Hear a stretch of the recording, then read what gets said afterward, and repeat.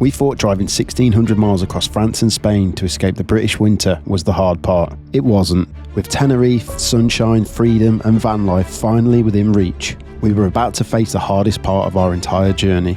And for the first time, we wondered if it was even worth it. Should we have even come on this trip?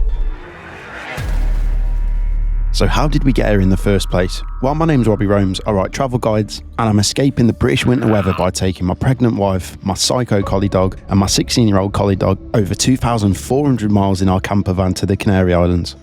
Welcome back to this crazy series where we're in our campervan heading across the Canary Islands. Now you find us currently at Huelva port and we're about to embark on the Fred Olsen ferry, which is going to take around 35.5 hours here from the southern tip of Spain all the way to Tenerife. We're here with our two dogs, Milo and Jem, and we're confined to quite a small dog-friendly cabin. There are a couple of options which I'm going to show you in this video, and I'm going to go through all of the costs. But the next couple of days are going to be pretty chaotic, living in such a small space with them two nutters. Well, just Milo. Once we arrive in Tenerife, that's when the exciting stuff starts. That's when the road trip really begins. Until that point, you're going to see exactly what this journey is like. So thanks for joining us. Thanks for coming along for this adventure. Let's get into it. So welcome to our room here on the Fred Olsen Express. Considering the circumstances, this room is pretty good. We've got two single beds. I presume there are room for another two to fold down if you were staying as a family. But yeah, I think for one night and almost 2 nights, this is going to be ample room for us. We might get stir crazy. There's no windows, but it's got all the mod cons. It's got its own shower, ensuite power. There's even a TV. Yeah, I think we're going to be just fine in here. Now Jazz has just gone for a little explore around. We'll get to grips with where we are, where we can take the dogs to use the toilet, where it is we can go and grab some food and drink and stuff. And then, yeah, I'll probably give you a little tour. And I'm going to explain exactly how much this ferry has cost, because it is quite eye-watering. It's eye-watering to many, but it's definitely eye-watering to me. But there are ways you can make this ferry a little bit cheaper. And in just a little while, I'll explain all about pricing and how you can do this for much cheaper than we've done it. So we've just made it out to the dog deck. And to be honest, there isn't much room out here for exercising or toileting, but needs must. We're not on here for a long time. It may be quite challenging, but we'll do what we can. There's a host of other dogs out here. The minute Milo's actually behaving, which is a surprise, but yeah, we're just making our way out of the port of Huelva, and then we'll be on the open seas. It's going to be interesting to see if the seas are rough. A few minutes later. So we're about 4 hours into this journey, and the swell out to sea has picked up noticeably. We are swaying from side to side, left to right. If you're a person who suffers with seasickness, not sure this ferry is going to be for you. So we're about 7 to 8 hours into this journey. When we set off, I don't think either of us had any idea the sea swell that we'd be facing on this trip.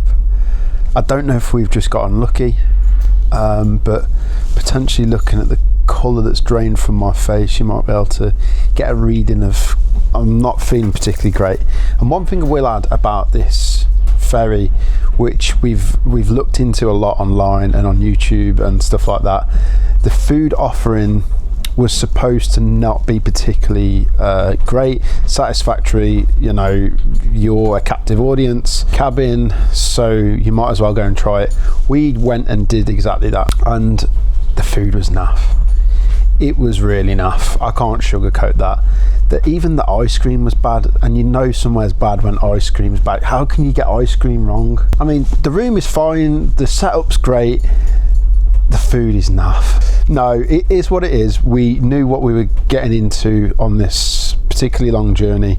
There has to become a point where you look at yourself in the mirror and say, are we doing the right thing? Should we have even come on this ferry? Should we have even come on this trip? Would we have not been better off flying to the Canaries and hiring a camper van? But then we couldn't bring the dogs. I still think that's a better idea. These are all questions that, of course, run through your mind when you're in a less than desirable position. But we have to think of ourselves as very lucky that we get to do this opportunity. And whilst we have to suffer a bit of rough seas, hello Jem. By the way, this is the first time that Jem has ever sat on a bed next to me and I think it's needs must. She's not particularly happy. Her breath smells like what they were serving up at the dinner hall. Anyway, enough waffle. We're gonna try and get ourselves sorted for the night. It could be a rough night. You'll find out in the morning. Well, it's the morning after the night before, and as you can see, I'm looking a little bit jaded. The bags under my eyes represent what was one of the worst night's sleeps I think I've ever had. Not exaggerating. Through the sheer swell rocking us from side to side, the dogs needing a wee, and everything falling off, wasn't great. Let's go see what the prison canteen has got for our breakfast this morning.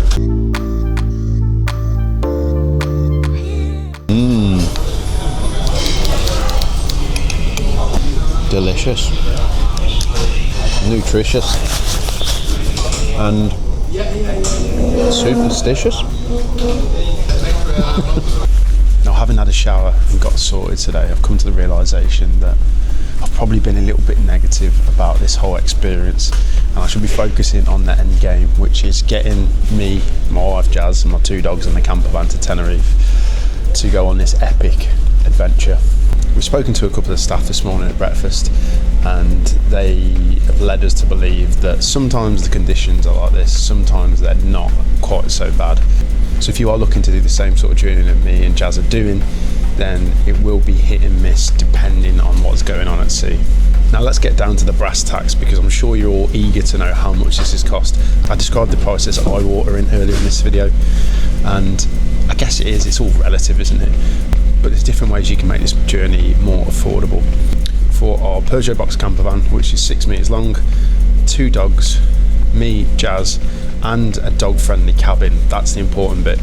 It's cost a grand total of €1,362.61. Now in pounds, what's that? Maybe £1,200, £1,150, something like that, depending on the exchange rate. And by the way, that's just for one way. It'll be the same on the return leg. Now let me know in the comments, is this price as eye-watering as it was to me when we made the booking, or do you think it is value? I mean, we're on a ferry for 35 hours, stretching right across the Atlantic down to the Canary Islands, and I guess being able to bring our dogs and the campervan is something that we wouldn't be able to do if we were simply just to fly there. Now the thing that's really bumped up the price of this ferry is the pet-friendly cabin.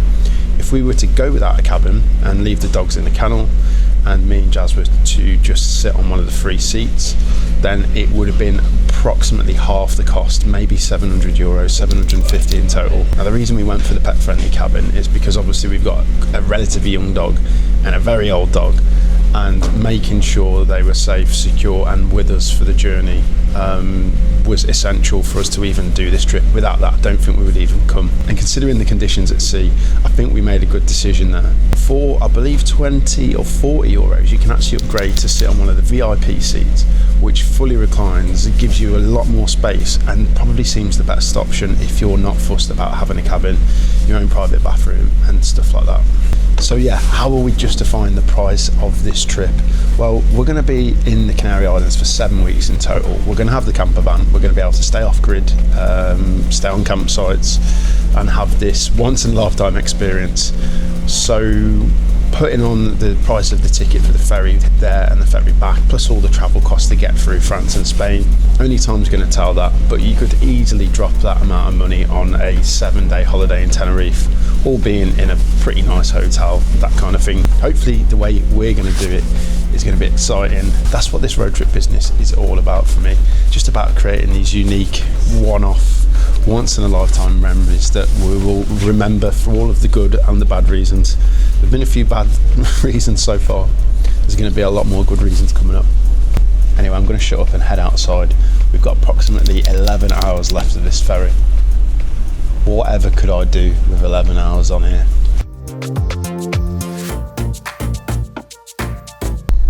So it's almost 11 PM. We've got about 30 minutes left of this ferry journey.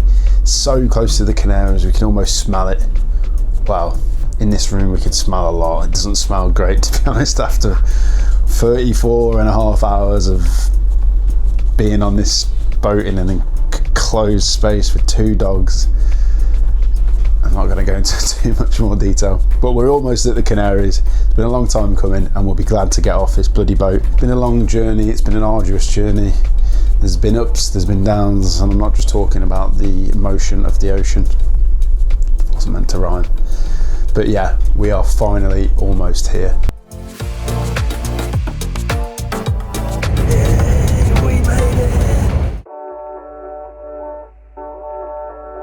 So for the first time on this trip, I can say welcome to the Canary Islands. We're in Santa Cruz in Tenerife, which is the capital, which is home to the port. Obviously we got the ferry into the port here last night.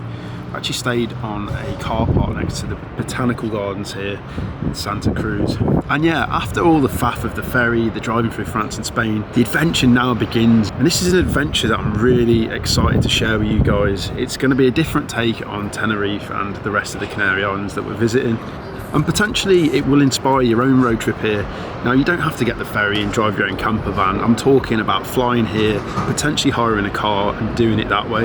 I think, especially us British people, we fall into the trap of booking a package holiday, staying in the same hotel for a week. And there's nothing wrong with that, by the way. But I really want to show there's a lot more to these islands than just sitting around by the pool, drinking beer. Again, there's nothing wrong with that. There's a time and a place for everything. But I think these islands have got a lot more going for them than just sitting around by a pool. So today we're just having a little walk around the capital of Tenerife, like I've said, Santa Cruz. We're checking out some of its main attractions, just on a brief little walk around the city. Now, the first place we've come to is the auditorium, and from afar it looks pretty much like the Sydney Opera House, designed by a Spanish architect. And when you come to Santa Cruz, you just really can't miss it. It's down on the waterfront, and standing down here on this sort of promenade, you get the view back up across the city, see the mountains in the distance, which are currently covered in clouds. But yeah, it's pretty impressive, to be honest. Now, of course, from my ridiculous intro, you'll see that one of the main aims of coming on this trip was to escape the British weather. I'm glad to see the sun is currently out. It's about 19-20 degrees. When the sun goes in, it drops to maybe 17-18. But let's get one thing straight. I've got shorts and Crocs on, and that is a good barometer of sort of how comfortable the temperature is. And I'm sorry to rub it in if you are sat in the UK in miserable, wet, grey weather. I know it's currently like that back home today. This was one of the main reasons. This is the adventure, the road trip. But I bloody hate the British weather at the minute. So being here, I need to savour every second of sunshine. Anyway, enough waffle. Let's get into exploring a bit of the city, and we're going to move on to one of the beaches just around the coast.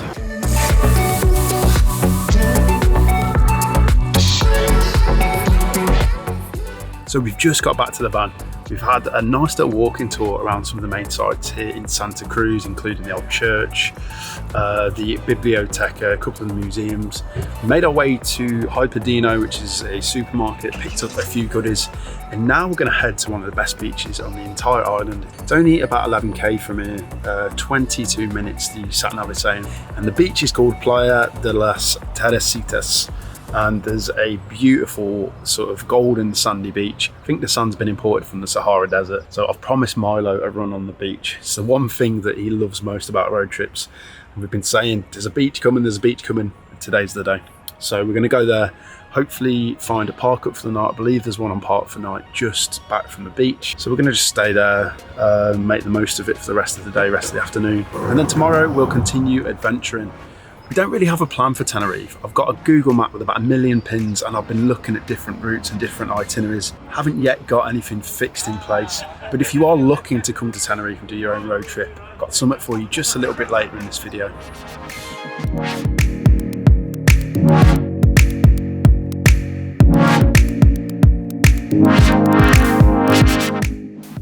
So here we are at the beautiful Playa de las Teresitas.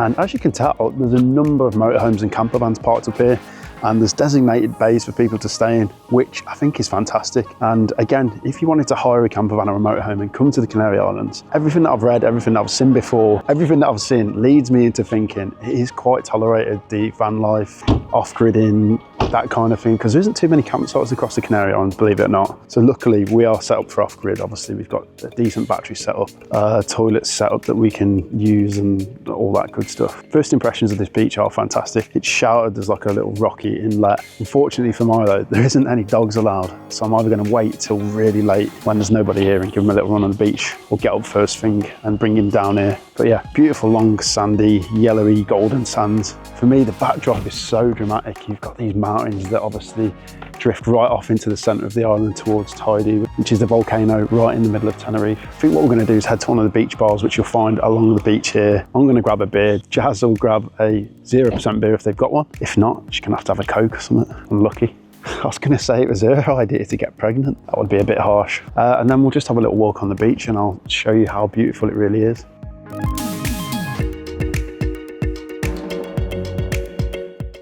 This is the part where I tell you I've escaped the British winter to come to this beautiful warm place. Don't get me wrong, it's warmer than the UK, but how cold is the water? I'm not going to run and dive, but am I better off taking my Crocs for this? Probably. Here we go. I mean, it's very shallow indeed. It's not actually that bad. I was expecting my feet to be completely frozen, but they're not. So there we go. If you want to come and swim in the waters of the Canary Islands in mid-January, be a little bit brisk, but nothing that I wouldn't do. Right, let's go and get a cerveza. Meanwhile, there's people walking past in puffer jackets, 3 layers deep, gloves, hats. It's just the British, the Crocs and shorts.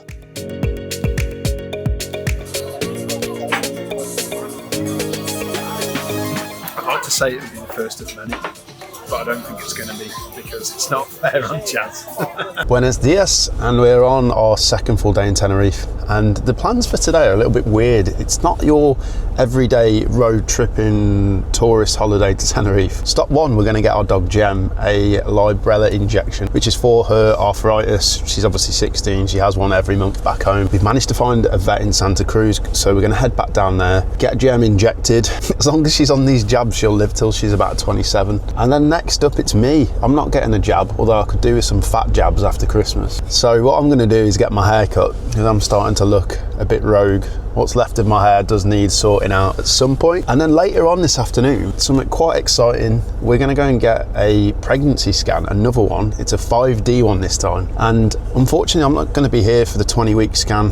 Jazz is having to fly home for that. So we found this place a bit further around the coast in Tenerife that will do us a scan today that I can attend and, yeah, kind of make up somewhat for the 20-week scan back home. In and around that, obviously we'll try and make a couple of stops more of a touristy, road trippy kind of day. But yeah, we're just ticking off some must-dos today. It's a weird one. And there's a woman who's just walked past who's got a face like a slapped arse. Sorry. Maybe she needs a Librela. Anyway, we'll carry on. So I've just dropped Jazz off at the vets. We're right up in the city of Santa Cruz. The streets are narrow here. The police have just drove past and I'm parked in a disabled bay, which I know isn't great. But there is literally no parking. For whatever reason you want to bring a campervan or a motorhome to this part of town, I would probably advise against it. It's very tight, very stressful. Yeah, wouldn't advise. Not bad at all.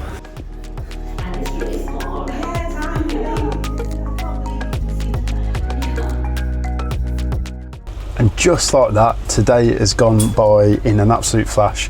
It's not been a day of mad adventure and it's not been a day of hectic road trip, exciting sightseeing, but what it has been a day of is getting stuff done. And when you're away for this long, it's important to get stuff done so that you can enjoy the rest of the adventure. So today we managed to get Gem a Librela injection with a local vet. There was a bit of a parking issue, but Jazz got the job done with no Spanish at all. Then I managed to get my hair cut. The guy who cut my hair was a legend, a guy from Venezuela. No English was spoken at all, and we just managed to hash out this conversation. It's quite funny. And then finally, we went to get another ultrasound pregnancy scan at a place a bit further around the coast towards the South Airport here in Tenerife. And what that's done is give us a bit of peace of mind in terms of the baby, which we're expecting next year. I'm not going to be here. This year, we're expecting the baby this year, crikey. I hope not. Wow, time's flying. It's just give us some peace of mind because it's been a while since our last scan. I'm not going to be able to fly home with Jazz, so it's just nice for us to tick that off. And now we can really start to adventure. We've actually pulled up to a campsite for the evening, probably one of Tenerife's only campsites, Camping Nautica, I think it's called, or I don't know what it's called, but there's a pool here, there's a little bar, there's electricity, all of the facilities. I'll give you a quick tour tomorrow, but yeah, we thought it's hair wash day tomorrow for Jazz, which you've already heard about if you watched episode 1. Happens every 5 days, believe it or not. Makes her sound like she only has a shower every 5 days. Sometimes that's true, but not on this trip. The van would smell horrifically. Oh, at least she's got hair to wash. Cut steep. Anyway, we've now got a bit of a plan for the next sort of 9 to 10 days that we're on Tenerife. We're going to be doing an anti-clockwise loop of the island, seeing some of the best sights and some of the best villages, towns, and all that juicy stuff. So I think tomorrow we can start the adventure properly. It's been a couple of start-stop days. It was completely necessary. Weather's been better today, so I'm really excited to get this adventure started tomorrow. We'll see you then. So today is a glorious day. We've woken up at Campervan, which we were able to see a little bit more in the daylight this morning. And the facilities here are great: showers, toilets, all of the usual facilities for emptying black waste, grey waste. So if you are in a motorhome or a campervan coming to Tenerife, you'll definitely need to check this place out. Basically, the pictures are on this giant sheet of gravel. Not maybe the most aesthetically pleasing, but very practical, especially in the Canary Islands, where I guess there isn't much grass. Now from the picture on, we actually get a beautiful view right up the way to the middle of the island, the volcano, or former volcano, Mount Tidy, which is currently covered in snow. So looking forward to getting up there in a few days. But today we're going to stay quite local. We're going to head into the more touristy areas of Tenerife, so probably Los Cristianos, and we might make our way around to Los Gigantos, I think that's how you pronounce it, the giant sea cliffs standing over 600 metres. But yeah, I don't know if we're in a bit of a sun trap, but I've been sat out here this morning doing a bit of work on my laptop and I've 100% caught the sun, which is a good feeling. That's the kind of feeling that I was hoping for on this trip, escaping that miserable British weather. But yeah, we're just gonna get packed up. We're staying here another night. We're a bit uneasy about leaving our table and stuff out. I'm sure it'll be fine. So yeah, we're just gonna get packed up and then we're gonna make our way into Los Cristianos, that kind of area.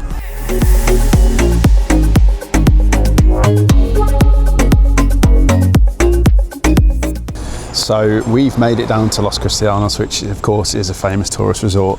A lot of British themed bars, places you can get breakfasts, belly busting breakfasts, cabaret shows and all that stuff that you wouldn't normally come across on a road trip, or not particularly the road trips I've done in the past. Now we've come for a little walk around. We might have a walk down to the beach in a bit, but first we're deciding, or we're trying to decide on some breakfast. So we're either going to go down the full English, proper greasy fry-up route, or we're going to go for a smoothie with maybe like a nice matcha bowl or acai bowl. So there's a sports bar in front of us and there's a healthy smoothie place around the corner. To make it an interesting decision, we're going to flip a coin. Heads is going to be the greasy belly buster breakfast. Tails is going to be the healthy smoothie option. This day could end up one way or another. We're about to find out. Here we go. So the head is the greasy fry up and tails is the smoothie healthy option. Here we go. What is it? Heads. We're going for a fry up. I mean, to be fair, You fixed that. I did fix that. Did you? Do it again. To be fair, I do fancy a fry up, but the thing is, I did say at the start of this video, I was trying to show a side of Tenerife that most people who come to the resorts don't see. This isn't it, by the way. You'll see all of this, of course. We're just going to indulge in some English home-cooked food before we get on with the rest of the day.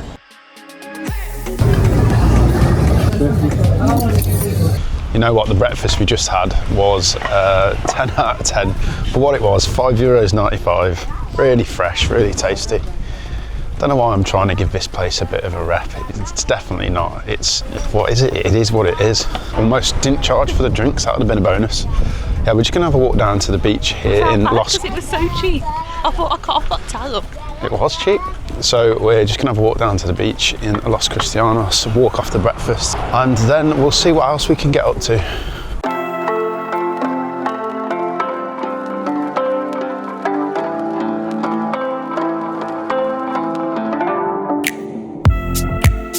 So the weather today is absolutely glorious. It feels probably in the region of 22, 23 in the sun.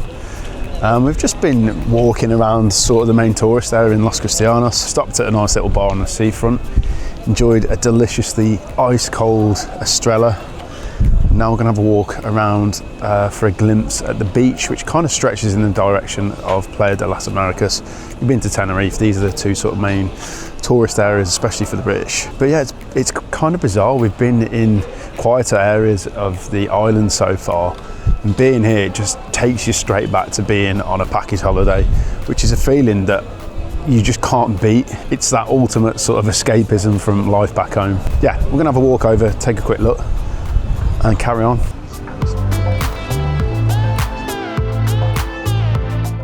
So I feel like we've completed Los Cristianos.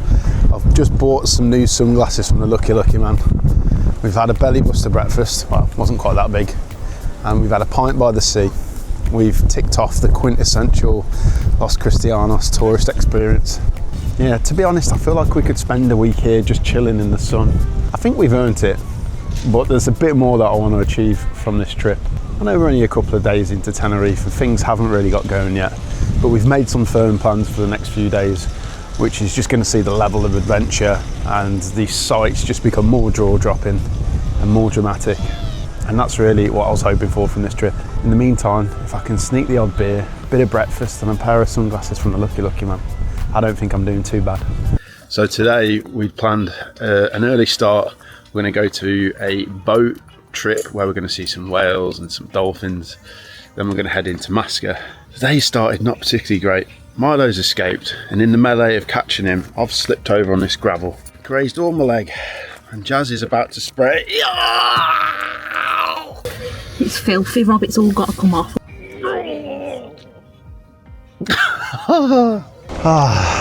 After a pretty hectic morning, we've made it to Los Gigantes, and we are approximately 20 minutes late for our boat trip. I booked it through Get Your Guide, and the terms say if you ain't there half an hour before departure, then basically you're not going on. So let's see what happens. Made it. I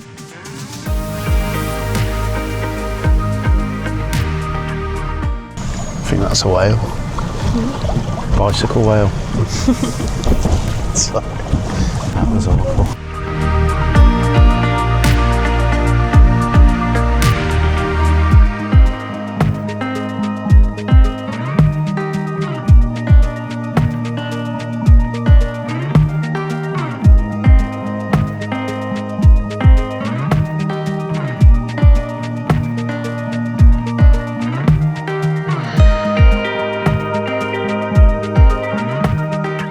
So we've just returned, we're back on dry land again. Not sure how we managed to muster up the courage to go on a boat after that ferry here, but yeah, we saw some pilot whales. I think they were the ones with the big round stumpy heads, and then we made our way to the cliffs. The only mistake about this trip is that we came here underprepared. We were in such a rush to make the boat with all of the faff with Milo and my leg this morning that we didn't bring a drink and we're absolutely starving. So it definitely looks like the best views of the cliffs are from a boat. But even if you come to this village, this town, Los Gigantes, you obviously won't miss them. But I think with a bit of context of the harbour, the boats and the buildings, they look even bigger. They're as high as 600 metres in places. Very dramatic. Stunning. Delicious. First proper ice cream of the trip. Yeah, it's really nice. So you follow me on the viewpoint here in Los Gigantes, and the viewpoint is somewhat ruined by these cranes. Obviously we've just done the boat trip and that was probably the better way to view it. But if you don't want to do the boat trip, this is equally good and it won't cost you a penny. Any other thing ruining the view at the moment, you look down here, this pool doesn't look the best. It's like one of them one-star hotels that people go on about on TripAdvisor. But yeah, lovely sweeping view over the town, the village, and of course up to the gigantic 600 metre sea cliffs that were formed by hot magma. And it's interesting, you can see the little cracks in them. They're called dikes. I know, it's a geological term, and the dikes are where the magma was pushed, the lava was pushed through the rocks and out into wherever. Any geologists might want to correct me on that, but yeah, they're called dikes. Enough of the geology. Beautiful, beautiful sweeping view. And in the distance over there, the island you can see is La Gomera, which unfortunately we won't be visiting on this trip.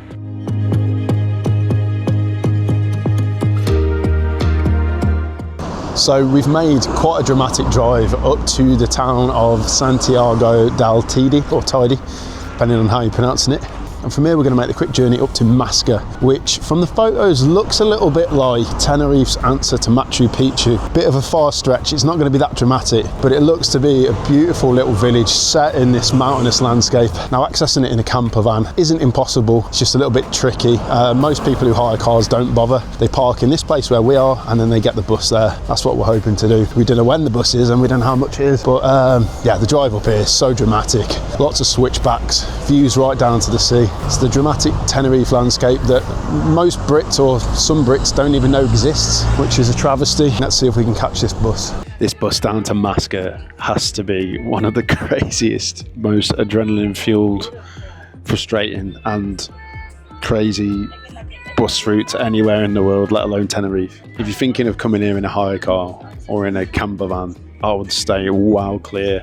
Just get the bus. It cost us €1.45 each way, which is pence for the job this guy's having to do, the driver. He's a madman. I think you've got to be to do this job. He's also a very, very good driver. It's just absolutely crazy. Tight, steep, hairpin bends and a load of traffic. Buses coming back and forth. It's just crazy.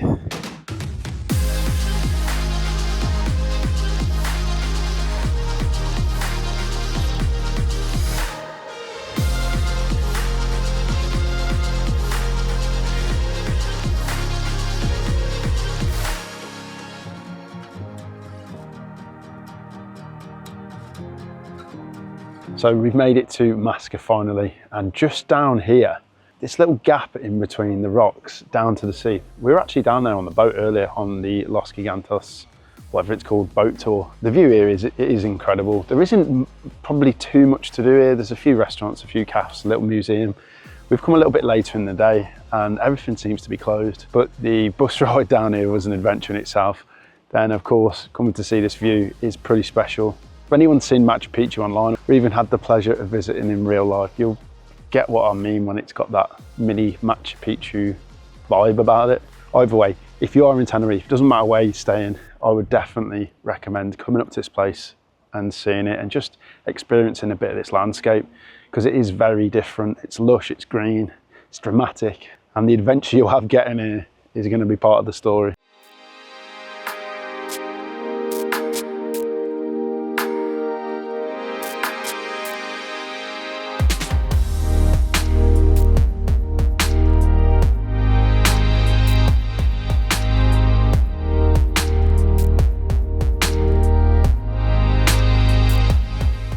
So just behind me is Mount Tidy.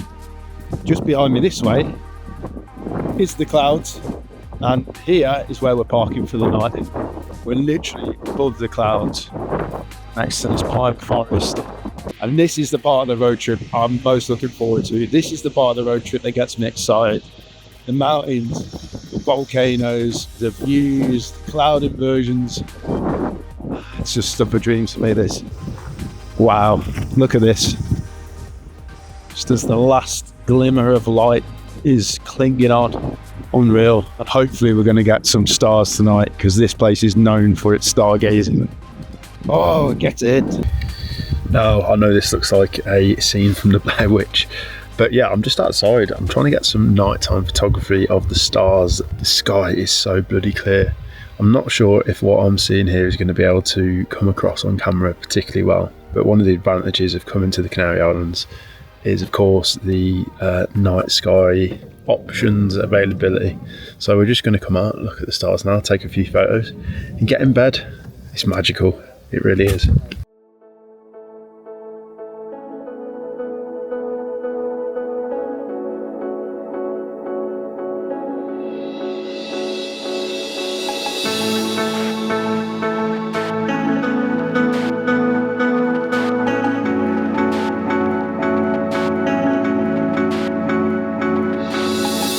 So this morning we are in the Tidy National Park, and behind me is the mammoth Mount Tidy, which is a former volcano standing, I think, at about 3,800 meters elevation.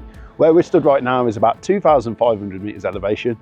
And the plan was this morning, I was going to go on the cable car and go right to the top, get some incredible views of this unworldly landscape that we're currently in. This little vista I've got around me is just like lava, fields, different types of rocks, snow, mountains, definitely looks like something from Mars for sure.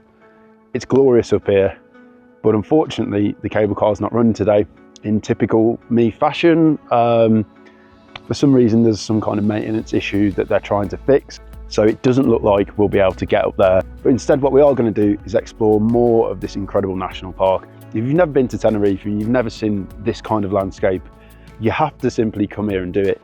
If you're coming on a beach holiday, hire a car or come on at least a one-day tour and come and explore this phenomenal landscape. It's perfect for me. I absolutely love these sort of wide expanses with different geology, mountains, things that look awesome in a photo. And yeah, I'm a little bit gutted we can't go up there today, but hopefully we're going to make up for it in other ways.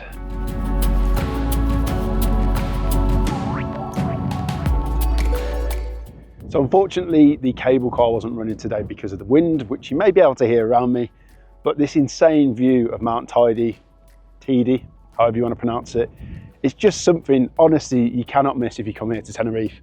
Now in terms of practicalities, what else can you do in the area? There's a number of hikes, including the Rocks Garcia, I think they're called, which you could probably just make out in the background in this kind of direction. Gets very busy. If you're on a beach holiday, a package holiday, or here in your camper van, top tip to visiting there is getting there as early as possible. All of the parking around the road surrounding the hike, it just gets so busy. Even when we were here this morning about 9:30, the roads were incredibly busy. There are also a few other hikes that you might want to consider. If you're not feeling particularly adventurous, this place is best enjoyed from the comfort of your own vehicle. If you're lazy like me and Jazz, just bring your camper van or your hire car and just explore some of these roads. In terms of getting up and down Mount Tidy in a camper van or a motorhome especially, there are a couple of routes you might want to avoid. Now the most gradual ascent up to the national park is via Chio. So if you want to give your engine the best fighting chance of getting your motorhome or camper van up here, I would go up and down via that route. Hello. Jazz is just pulling her pants up in Tidy National Park. Down doesn't go on the van. So instead of going up the cable car, which Jazz wasn't allowed to do because she's obviously, well, she's not obviously pregnant, but you know she's pregnant from the intro of the video. We're just going to do a couple of photo stops and then we're going to head back down in the direction of Chio and plan our next route on this road trip. If you're into photography like me, or you just want to see some otherworldly places and landscape, definitely come to the Tidy National Park. That's all I'm going to say.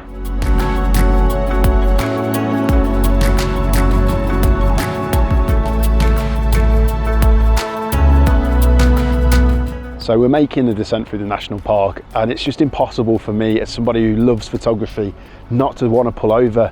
And truth be told, there isn't that many stops to pull over, and the stops that there are filled with hire cars and people doing exactly the same. But we've pulled in at this bit where we're sort of just hitting the pine forest section just below 1800 meters, and the magma rivers, or whatever they're called, the sea of magma, contrasting with the pine, the green pine trees, and then the cloud inversions and the sea even further into the distance. It's just so bloody dramatic, so unique. There can't be many other places in the world that are like this. It's just so bizarre and so beautiful in the same sort of way. So right behind me you can see you've got the sea, you've got the cloud, you've got the pine trees, and if you look back in this direction you've got the bloody volcano, snow-capped, and there's Jazz in the van. Which is more beautiful? There's only one right answer for me there. I've said it a million times on this channel if you've been following along from the very start. It's these type of landscapes, this beautiful natural beauty that really does it for me. Everything that I love about road tripping and outdoors can be found in Tenerife, and I'm really happy about it, as you can tell. So we're continuing our descent from the Tidy National Park. We're now in Santiago del Tidy. We were here yesterday. It's the place from which we caught the bus to Masca. Now we stopped at a restaurant on the way down here which didn't have a great deal of options for vegetarian friendly people. They didn't have a single option. A single option on the main menu. So we ended up trying some canary potatoes, which are also called wrinkled potatoes. They're just baked little new potatoes basically in a load of salt. Not much to write home about, although people local to the Canary Islands may be disgusted that I've said that. Anyway, long and the short of it, we're making our way to a place called Garachico, recommended by somebody to me on Instagram. We're going to go check it out, possibly stay there tonight. First, we've just drove past a crepe shop, and Jazz loves a crepe, but everywhere we go we never seem to get one. I promised the next crepe shop that we walk past we'll go and get one. So we're here back in Santiago del Tidy and we're going to go get a crepe. Look at that handsome dog. Yeah, clever boy, city boy. Clever boy. Oh, can you smell it as well? So we're about to tuck into our incredibly delicious looking crepes. And I think on the bus to Masca yesterday, there was a poster in Spanish asking, you know, are you aware of your diabetes or risk of diabetes? And I think that's exactly what has tempted us into this. It's such a weird thing to say. It wasn't that. It was the fact that Jazz loves crepes and she never gets to have one. So here you are, finally getting the crepe from the creperia here in Santiago del Tiri. Dos crepes con chocolate para llevar. Jesus. Do you want any sugar with that crepe and Nutella? See what I mean about the actual crepe though? Muy bien.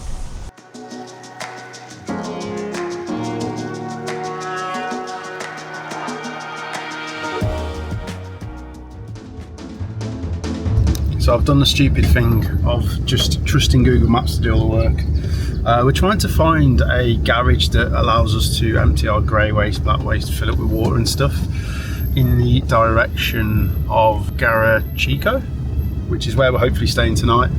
Unfortunately, it's brought us to a road. Is that really the road? That is the road.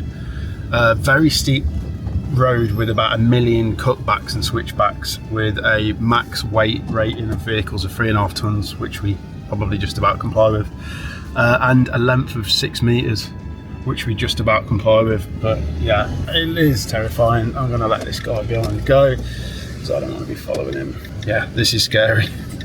What have we done? This was not a good idea. I can just hear the fluid in my brakes bubbling.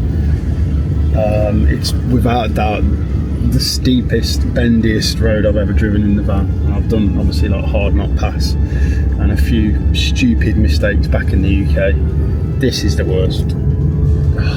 Just don't know what I'm playing at. We're almost there. We're almost there. A couple more of these horrible switchbacks to do. Oh, hope the brakes last. I'm not sure if that's a good thing. Any mechanics watching, I don't know if this is a good idea, but I'm about to chuck a pan of cold water on the brakes to try and cool them down. This might not go so well.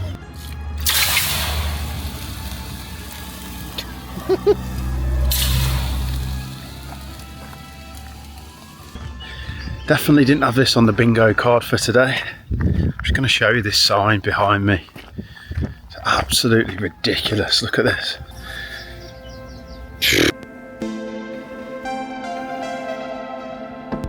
Buenos dias, good morning. Today we are in the beautiful seaside town of Chico. After yesterday's disaster coming down that mountain, the brakes were fully boiled, and I did a bit of Googling, and throwing water onto them was probably one of the worst things I could do. I might need to get them checked at some point on this trip, but the rule for coming here in a camper van is just check the roads that you intend to travel on before you do. I was meant to avoid this one, and I knew to avoid it, and somehow I just followed Google Maps, so that was a silly mistake. So yeah, we called in at a garage shortly after, topped up our water, emptied the black and the grey waste. Costs about €3 or €4 to do that, so really affordable, really convenient. And then we made it to this park up, which is literally just in the town centre.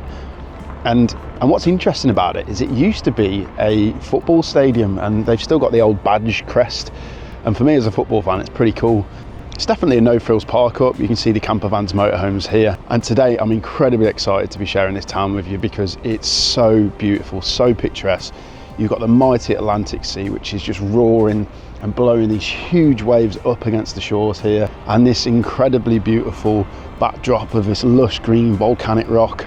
Now, unfortunately, I'm going to end this video right here, which I know is a cliffhanger, but you'll catch up with me in Chico in the next video. It's been a crazy first week here in Tenerife. We fully enjoyed it. We have done a few chores to start the trip off, but we're now fully in road trip mode, and I can't wait to explore the rest of this island as we sort of head along the north coast. So yeah, just wanted to thank you for watching this video. It does mean a lot. Hopefully you're going to be following along for the rest of the series. If you're new to this channel, another big thank you. please consider hitting the subscribe button. I'm trying to get to 50k subscribers by the end of 2026. Hopefully I'll get there. And yeah, you can go and check out all my previous videos. Follow me on Instagram at Robbie Roams. And don't forget, if you are planning to come to Tenerife in a camper van or on a holiday and you want to do a bit of road tripping, hiring a car and that sort of thing, check out my brand new Tenerife digital guidebook, which contains a Google Maps of all the best places you need to see, even includes some of the campsites, the off-grid places, and just a load of practical tips about visiting Tenerife. So either scan the QR code on the screen now or visit the link in the description.